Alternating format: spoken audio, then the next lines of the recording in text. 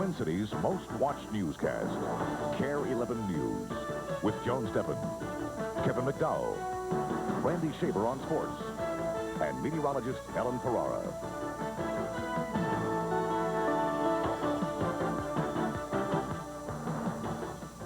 Good evening, everybody. Kevin has the night off. Today, April 15th, is traditionally Income Tax Day, but this year the deadline to file is being extended one more day because of the Easter holiday. But despite the extra day, the IRS is still expecting an avalanche of last-minute filing. And despite it being a holiday, those waiting to the last minute were able to get a little help filling out their tax forms today. KARE 11's Brad Woodard explains. Easter Sunday, a cause for celebration in churches everywhere. But instead of hearing the sounds of worship, this was all some people heard. This is the first year that I've ever worked on Easter. So what's today been like for you? Busy. Definitely busy.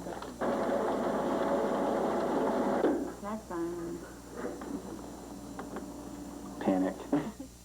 Now's as good a time as any to panic. The deadline for filing your income tax return is Monday at midnight. It's the same story every year. Some people, usually the same people, just can't resist putting it off until the last minute.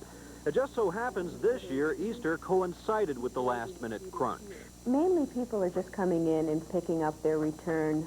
A lot of people have been attempting to do them at home and have found that they're getting into a lot over their head and not quite sure how to answer it. Those who don't make the deadline can expect hefty penalties. For late filing, 5% of the balance due per month, up to 25%. With that in mind, Tom and Herlinda Pichette decided to let someone else do their taxes this year. How will they remember this holiday? It's the day we spend Easter at H&R Block.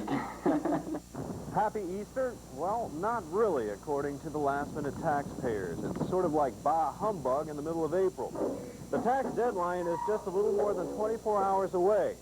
You can either pay now or pay more later. Brad Woodard, KARE 11 News, Golden Valley.